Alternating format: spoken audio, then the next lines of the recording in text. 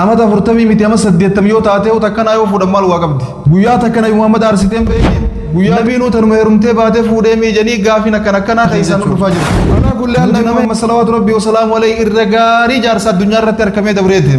Khadija illee irra gaarii dubartii haadha manaa ta'uudhaan addunyaa irratti taariika galmeessitee addunyaa irraa galtee osoo namnummaan fuudhamuu qabu nama herumee beesaniin yoo isaanii rahmata godhu baatan eenyuuf rahmata godhan nabiin Aishaa qofa dubra fuudhan malee kana dubartiis dura herumte gaafa fuute abbaa mana isii kaduraa san caaltee gaafa argamte xiqqoo akka wayyaatti yoo abbaa mana sii gahu baatte fuudhuma dhiisuu turre si wayya jechuuf hin dhiyoo tana waan kana kaasaa jira waggaa 25 nabi Muhammad wajjin jiraatte Khadijaan waggaa 25 kana nabiin keenya irratti hin fuune 12 irraa 11 nama herumee bee fuudhan rahmatan lahunna rahmata isaanii godhu jecha Muslim Studio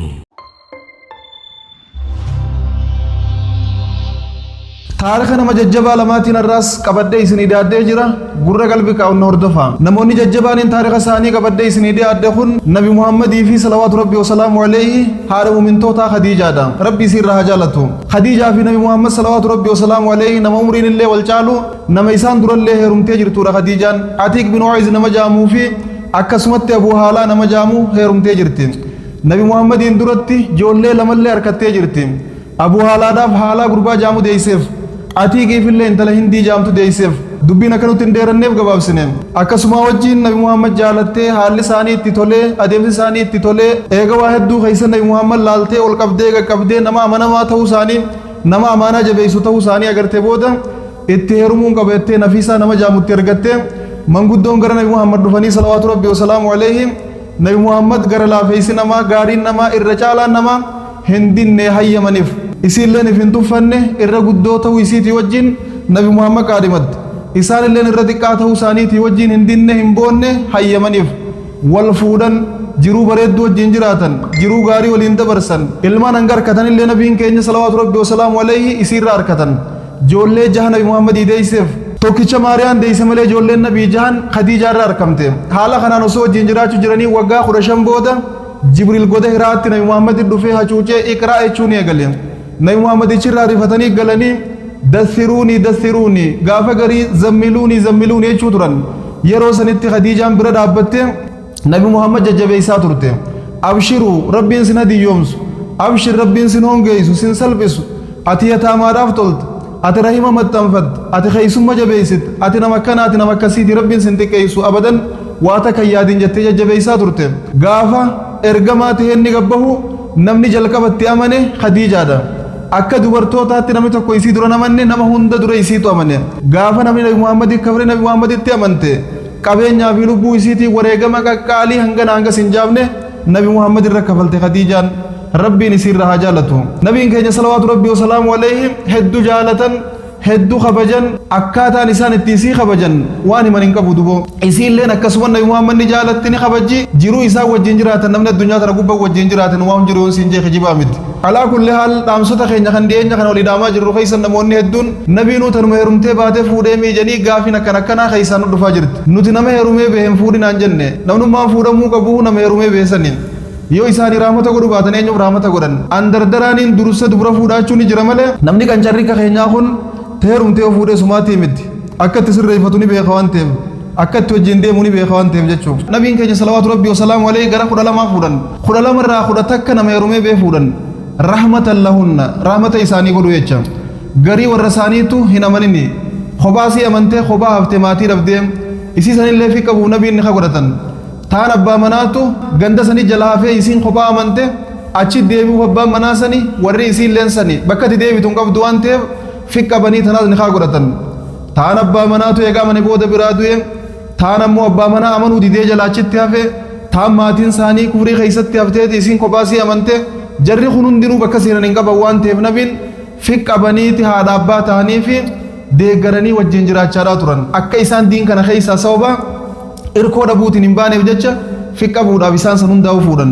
nabiin Aishaa qofa dubra fuudhan nabiin keenya salawaatu rabbi wa salaamu alayhi akkumaan isiniin jee warra fuudhe kana hunda abbaa mana isaaniirra isaa gaariidha dubartoota 11 ta fuudhe ta isa dura heerumte tana akka isiin abbaa mana sii yaadanne wajjin jiraatan salawaatu rabbi wa salaamu alayhi dubartii si dura heerumte gaafa fuute abbaa mana isii kaduraa san caaltee gaafa argamte xiqqoo akka wayyaatti yoo abbaa mana sii gahu baatte fuudhuma dhiisu turre si wayya jechuuf hin dhiyoo tana waan kana kaasaa jira alaa kulli haal ati nama dhiiraa nama jabaa ta'uu qabda akhlaaqaanis humnaanis waa hundaanu nabiin keenya salawaatu rabbi wasalaamu alayhi uutiya quwwata 40 rajula humna nama 40 qaban nabiin keenya humna taates dubartoota isaanii dilasan yeroo san nama 9 qabanii yeroo takkatti irra naannawan tana biraas geeni sanbiraas dhiqaamsa tokkoon jechuun nama kanaati nabiin nama jabaadha yeroo abbaa mana isaanii irra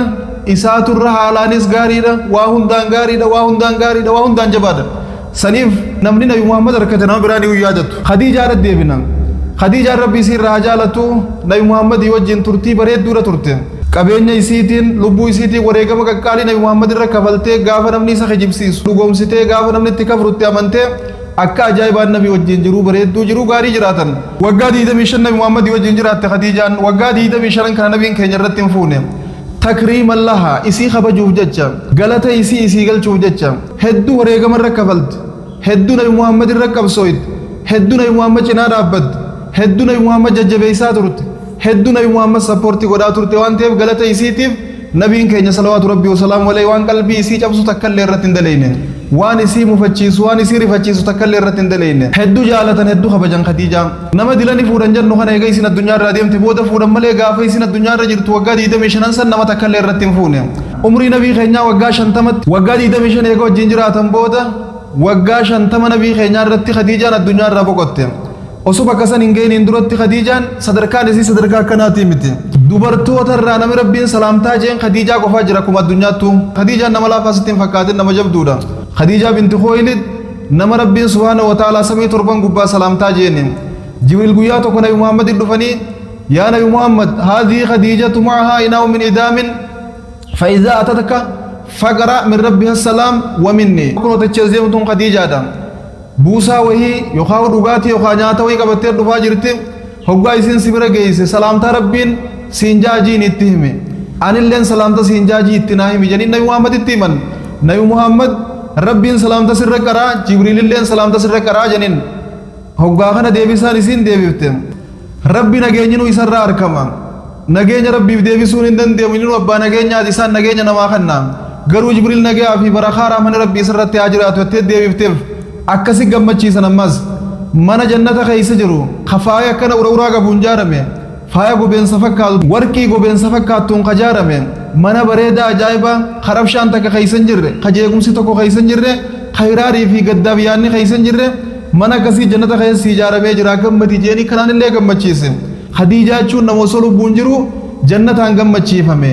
nama osoo lubbuun jirtu manni sii akkam akka ta'e itti himame nama rabbiin guddaan subhaanahu wa ta'aalaa salaamtaa akkuma addunyaattuu dubartoota keessaa isiin jee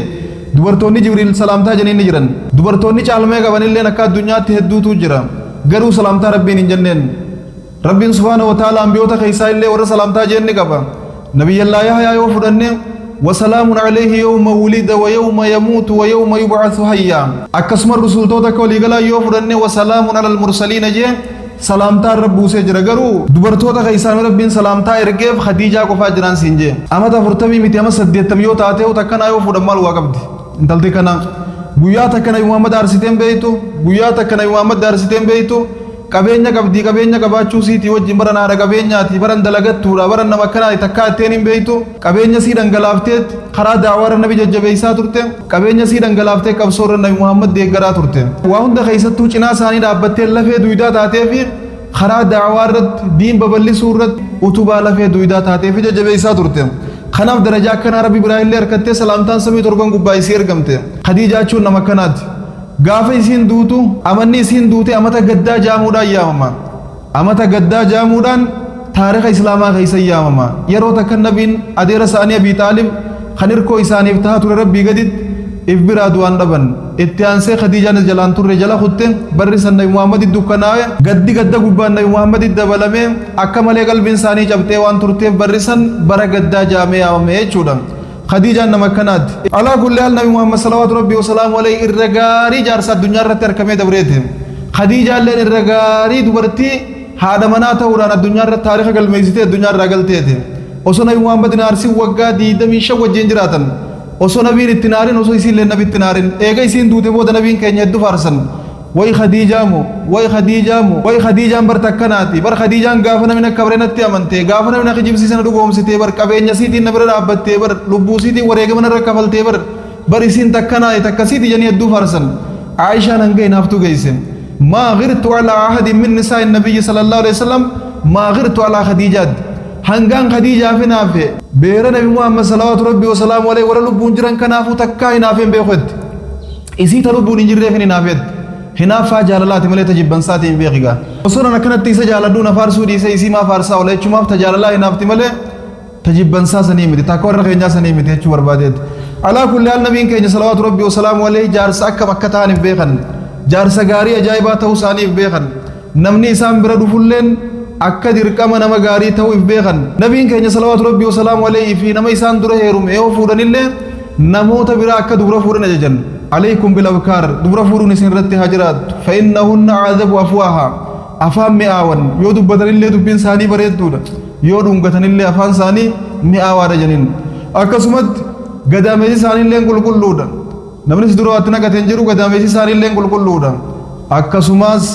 waan xiqqoo yoo kanniteef illee sirraa jaalatanii namni qabeenyatti gallakkisee maallaqa guddaatti kannee harka barsiiseen jiru waan ta'eef hanguma itti kannee sana manfatanii jechuuf inshaallah waa'ee dhaamsa nabiin keenya dubra fuudhuurra dhaamanii itti deebina alaa kullaan wanni jechuu barbaanne namoonni fuutanii haadha manaa qabdan kaas dura fuutanii waa agartanii jirtan warra heerumee bahe tajaarsirraa du'ee isaa taatu tahii qabtee isaa taatu dubra turee isaa taatu yoo isin fuudhu baattan namni fuudhu hin jiru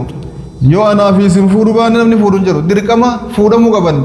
namnummaan tokko nama ta'e addunyaa gubbaa jiraatee heeruma malee jiraachuu hin danda'u jiraachuus hin qabu heerumuudha qaba fuudhamuudha qaba gaafa haasoo keenya kan deenya kana haasoynu akkanaaturra caala dargaggeessaaf jechuu haasoo jirra malee namni hundi jara kanarraa fagaatee dubra qofa barbaadu qaba jechuutti hin jirru namu hiriyaasaa fuudhuu qaba nama akkasaa fuudhuu qaba isiniin fuutanii harmallooytanii jirtan dhiiraan baana nama heerumee bee yoo fuutanii sumaa takka illee hin qabu dardarri madura humaan harkin ammoo dubraan haa eegalu nama dardaraa kana gooloo takkaa ijarra jira jantarraan kaane hangani dubra fuudhutti saniif gooloo sanillee firraa kaaftanii addunyaa adda baafachuudhaaf addunyaan iftee akka isinii adda baatu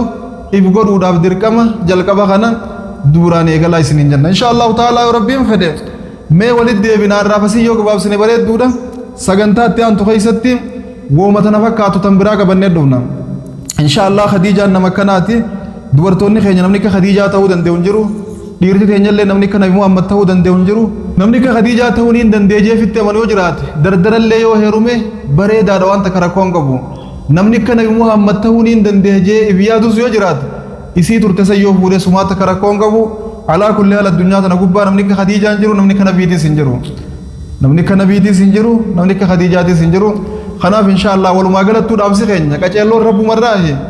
أبان سبباني سبب ستا خنا ما قال شمو ربي خيسن الرتير كتشادا سببان أمني نما قال فتوكل لقولون ديسنا قودا نما ربي نسنفوز سلاوهرين قود ربي تين خربي نسنفهم في دين ومفودا على كل حال كأجل فتشور رتسر ناندلقو أكا قبضين نسن الدام إنت لما فوتني جلفتني لنجفتني اسم برادو تنو يخاهي تنو أكما تهتو تينم نزلالم وجوار ودبها نمني سنبو ديسي فودو isaatu kana godhe jee kasi na barre hadran tanwan isin damad galatum wal fadda wassalamu alaykum wa rahmatullah